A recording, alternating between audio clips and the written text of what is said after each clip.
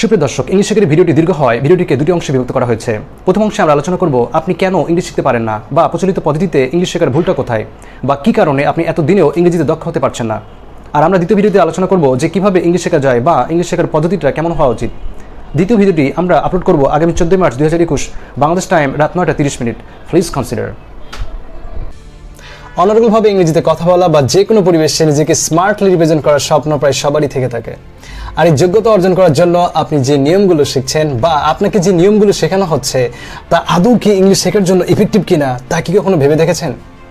ঠিক সেমভাবে এই প্রাইমারি স্কুল থেকে বিশ্ববিদ্যালয় পর্যন্ত আমরা এত কিছু নিয়ম জানছি ইংলিশ শেখার জন্য, তবুও কেন ইংরেজি দক্ষ হতে পারছি না? প্রবলেমটা কোথায়?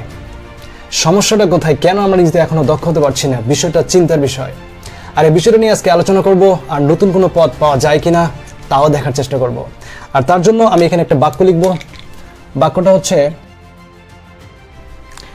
এই বাক্যটা ইংলিশ করার জন্য আপনাকে কতগুলো নিয়ম জানতে হয় সে বিষয়টা আমি অ্যানালাইসিস করছি, যাতে করে আপনি বুঝতে পারবেন যে একটা বাক্য ইংলিশ করার জন্য আপনি কতগুলো নিয়ম শিখেন বা আপনাকে কতগুলো নিয়ম শিখতে হয়।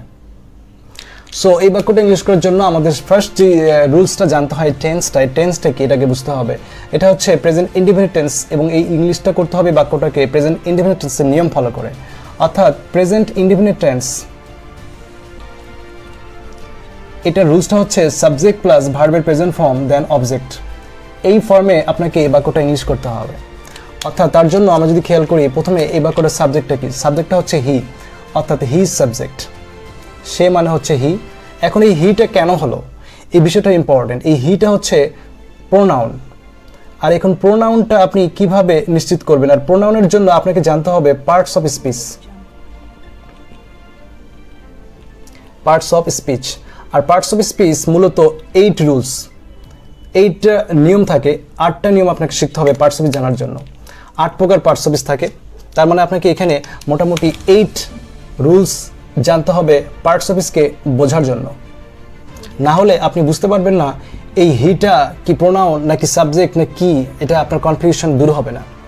ঠিক সেমভাবে এরপরে যে রুলসটা হচ্ছে ভার্ব। সো আমি যদি এখন বলি ভার্বটা কি, এখানে ভার্বটা হচ্ছে জেনারেলভাবে দেখা যাচ্ছে শেখে, সেটা হচ্ছে লার্ন হচ্ছে ভার্ব।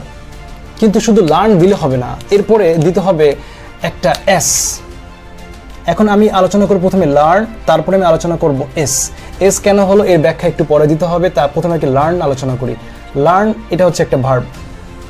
তার মানে এই ভার্বের চ্যাপ্টার আপনাকে ওপেন করতে হবে। যদি আপনি ভার্ব না বোঝেন তাহলে কোনোভাবেই বুঝতে পারবেন না এই বাক্যের মধ্যে ভার্বটা কি, না হলে আপনি বাক্যটা জেনারেট করতেই পারবেন না। সো ভার্ব ন্যাচারালি 2 প্রকার, একটা হচ্ছে ফাইনিট ভার্ব আর একটা হচ্ছে নন ফাইনিট ভার্ব। এখন যদি আপনি একটু ডিটেলস আলোচনা করা যায়, আপনাকে যদি ডিটেলস আলোচনা করি যে ফাইনিট ভার্ব কি, এই ফাইনিট ভার্ব মূলত 3 ভাগে বিভক্ত। একটা হচ্ছে প্রিন্সিপাল ভার্ব, আর একটা হচ্ছে অক্সিলারি ভার্ব। 2 ভাবে বিভক্ত। অর্থাৎ ফাইনিট ভার্বটা 2 প্রকার, প্রিন্সিপাল অ্যান্ড অক্সিলারি। আপনি যদি এখন আরেকটু ডিটেলস আলোচনা করেন তাহলে প্রিন্সিপালটা এবং অক্সিলারি ভার্বটা কি? তো প্রিন্সিপাল ভার্ব এটা আবার 3 ভাগে বিভক্ত, অর্থাৎ 3 প্রকার। যেমন প্রথমটা হচ্ছে ট্রানজিটিভ ভার্ব, দ্বিতীয়টা হচ্ছে ইনট্রানজিটিভ ভার্ব, এরপরটা হচ্ছে লিঙ্কিং ভার্ব। অর্থাৎ আমরা বুঝতে পারলাম যে প্রিন্সিপাল ভার্বটা আবার 3 ভাগে বিভক্ত, ট্রানজিটিভ, ইনট্রানজিটিভ, লিঙ্কিং ভার্ব। আপনি যদি আরেকটু ইম্পর্টেন্ট আরেকটু ডেপথ জান, তার মানে আপনাকে আরেকটু এই বিস্তারিত জানার জন্য আপনাকে আরও এই ট্রানজিটিভ ভার্ব আবার মূলত 5 আইটেমের। একটা হচ্ছে কগনেট, তারপর হচ্ছে কজিটিভ, এরপর হচ্ছে ফ্যাক্টিটিভ, তারপর হচ্ছে রিফ্লেক্সিভ, এরপর হচ্ছে গ্রুপ ভার্ব। শুধু তাই নয়, যদি আমরা আরেকটু ডেপথের এদিকে ভিতরে আর একটু গভীরে যাই তাহলে আমরা দেখতে পাবো এই অক্সিলারি ভার্ব এটা আবার মূলত 2 আইটেমের। একটা হচ্ছে প্রাইমারি অক্সিলারি, আর একটা হচ্ছে মডাল অক্সিলারি। এই প্রাইমারি অক্সিলারি আবার এখানে মূলত 3 আইটেমের। একটা হচ্ছে টু বি ভার্ব, আর একটা হচ্ছে টু ডু ভার্ব, আর একটা হচ্ছে টু হ্যাভ ভার্ব। এরপরে শুধু তাই না, বাকি হলো নন ফাইনিটিভ। এই নন ফাইনিটিভ ভার্ব আবার 3 আইটেমের। একটা হচ্ছে ইনফিনিটিভ ভার্ব, তারপর হচ্ছে জিরার্ন, এরপর হচ্ছে পার্টিসিপল। আপনাকে এখানে আরো জানতে হবে পার্টিসিপল মূলত আবার 3 আইটেমের। একটা হচ্ছে প্রেজেন্ট পার্টিসিপল, তারপরে হচ্ছে past participle and perfect participle.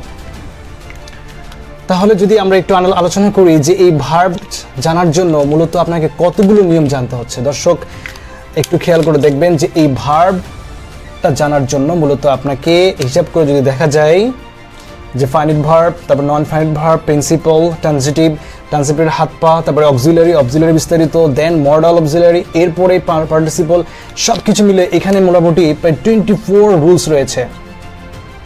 That means আপনাকে ভার্ব জানতে গেলে মোটামুটি 24টার মতো নিয়ম জানতে হবে। যদি আপনি 24টা নিয়ম না জানতে পারেন তাহলে কোনোভাবে আপনি ভার্ব সম্পর্কে বুঝতে পারবেন না যে হোয়াট ইজ ভার্ব আর কীভাবে আমি বাক্যটা শুরু করব। টোটালি আপনি প্রথমে স্টার্ট হয়ে যাবেন। শুধু তাই না, এরপরে দেখেন লেখা আছে একটা এস দেওয়া আছে যে এসটা কেন হলো। এখানে একটা রুলস আছে যে সাবজেক্ট যদি থার্ড পারসন সিঙ্গুলার নাম্বার হয় এবং টেন্সটা যদি প্রেজেন্ট ইনডিফিনিট টেন্স হয় তাহলে সাবজেক্টের পরে ভার্বের সাথে এস অথবা ইএস জোড়া লাগাতে হবে।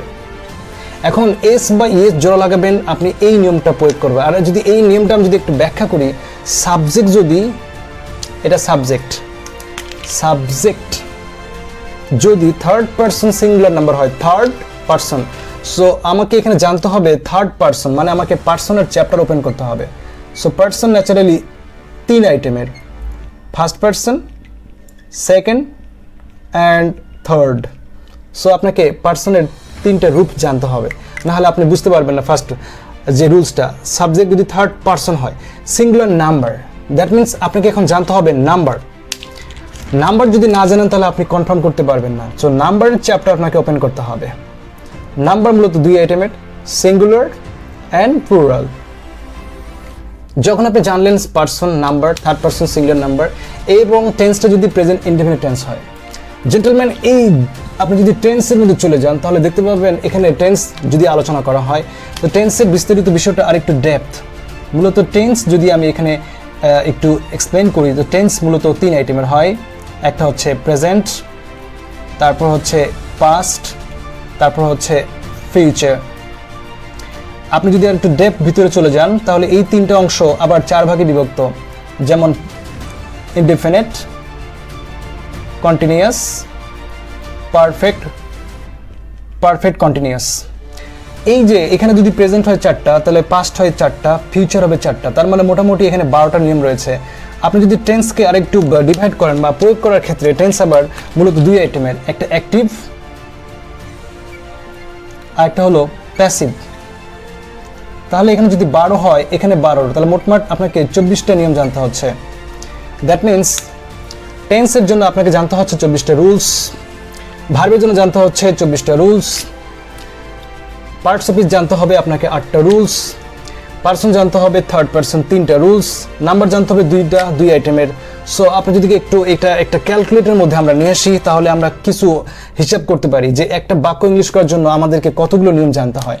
আমি প্রথমে যদি লিখি, ফার্স্ট অফ অল যেটা হচ্ছে parts of speech, that means parts of speech. এখানে মূলত আপনাকে জানতে হচ্ছে 8 রুলস। এরপরে আপনাকে জানতে হবে পার্সন হচ্ছে 3 আইটেম, এরপরে নাম্বার 2, এরপরে verb 24, tense 24 is equal to, আপনি যদি একটু ক্যালকুলেট করেন 24 48 প্লাস 8 3 2 মোটমাট 61। সো 61 রুলস আপনাকে জানতে হবে। এই 61 রুলস যদি আপনি না জানেন তাহলে কোনোভাবে একটা বাক্য শুরুই করতে পারবেন না, যে কোনোভাবেই হোক না কেন। এই 61 রুলস যখন আপনি জানবেন তখন মূলত একটা বাক্য আপনি জেনারেট করতে পারবেন। এটা আমার কথা না, আপনাকে শেখানো হয়। আমি আপনার পদ্ধতিটা শুধু এক্সপ্লেন করে দেখালাম, দ্যাটস ইট। শুধু তাই না, আমি যদি একটু ফাইনালাইজ করি, একটু যদি ইংলিশ অ্যান্ড বাসায় অ্যাট হোম, এখানে আরও অংশ বাকি রয়েছে এবং অ্যাট এটা একটা প্রিপোজিশন। প্রিপোজিশনের চ্যাপ্টার অনেক হিউজ একটা ভলিউম, যারা সবাই ভয় পায় ন্যাচারালি প্রিপোজিশন না জানি কোন পজিশন। সো এই পজিশন আবার কিছু নিয়ম রয়েছে। তো এতগুলো জিনিস ক্লিয়ার করার পরে হিসাব করে প্রায় ন্যাচারালভাবে মোটামুটি 61 প্লাস প্রিপোজিশন মিললে আরও অনেক কিছু নিয়ম হতে পারে, আর অনেক নিয়ম হবে, নিয়মটা মানে নাম্বারটা আরও বাড়বে। কিন্তু এভারেস্ট যদি টানা হয় তাহলে মোটামুটি 61 রুলস আপনি যেভাবে ইংলিশ শেখেন সেখানে আপনি জানতে পারবেন হি এর পরে এস বা ইয়ের জোড়া লাগে বা একটা বাক্য শুরু হয়। জেন্টলম্যান, একটু গভীরভাবে ভেবে দেখুন, একটা বাক্যকে ইংলিশ করার জন্য আপনাকে যদি 61 রুলস জানতে হয় তাহলে আপনি কিভাবে ইংলিশে কথা বলা শুরু করবেন? এত পরিশ্রম করার পর যদি সফলতা হয় অল্প একটু, তাহলে কিভাবে আমরা সফলতার গতি ত্বরান্বিত করতে পারি? আর যার কারণে আপনি ইংলিশে অনর্গলভাবে কথা বলতে পারছেন না বা ইংলিশে দক্ষ হতে পারছেন না। জেন্টলম্যান, যদি এমন কিছু হয় যে আমি আপনাকে এমন একটা পদ্ধতি দেখাবো যে পদ্ধতিতে এত রুলস রেগুলেশন বাদ দিয়ে যদি সঠিক ওয়েতে আপনি বাক্যটা ইংলিশ করতে পারেন তাহলে কেমন হয়? If you are interested, please continue watching this video. It's BNB Education, Bangla and British.